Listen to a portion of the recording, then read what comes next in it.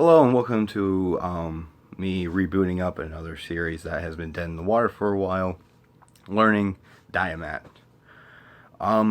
Today we're going to be talking about a Hegelian theory that has connections to Marxism. As you should know, if you don't, essentially Marx started off as what was called a young Hegelian, the young Hegelian movement, and eventually he started to break from that movement and develop his own ideas, which would become classical Orthodox Marxism, which would develop into Marxism-Leninism, Maoism, which I am a Maoist.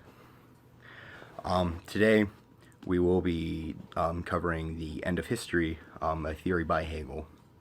Now, the first thing I would like to get out of the way is the end of history is not this apocalypse. It's not this giant meteorite coming in from outer space and saving us from this capitalist hell.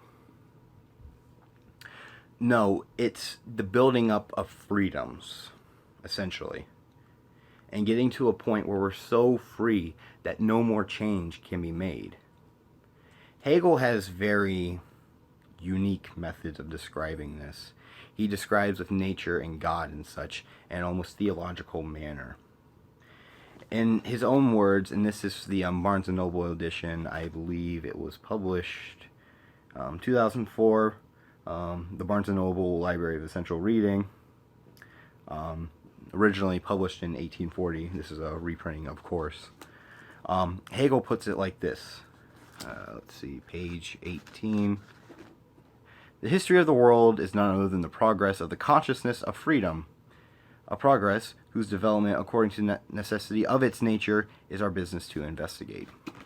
Now, like I said, to recap, we reach a certain freedom in this almost utopian within a nation is developed.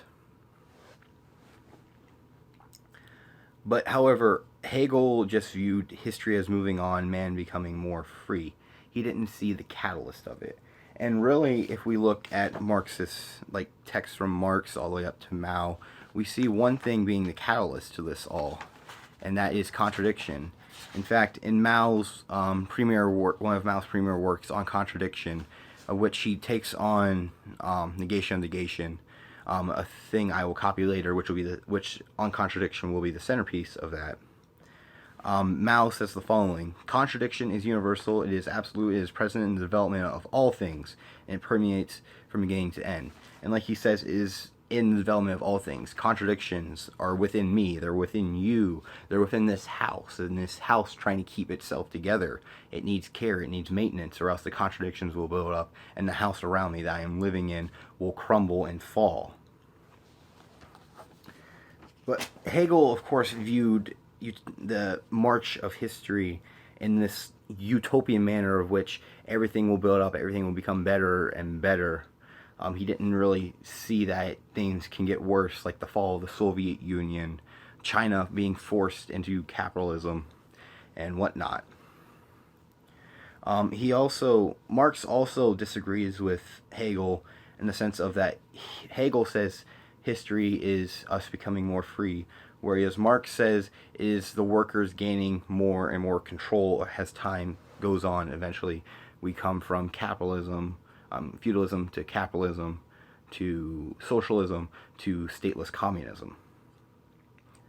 I'm RedScare TV. This was a crash course. I could have added in more, but there's many difficulties to philosophy. There's easy, medium, hard, and then there's Hegel. I'm going to start Hegel at some point to teach it here so that people can get a better grasp on Marxism, because I believe if you read Hegel, you have a better idea where Marx is coming from and his philosophical works.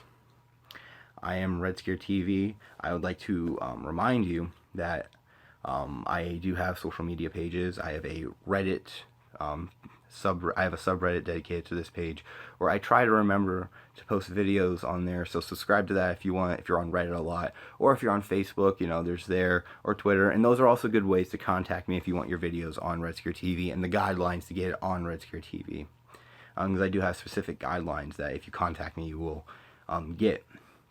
I also am running a Patreon as a recent. The lowest goal, the lowest donation for a monthly donation is $5.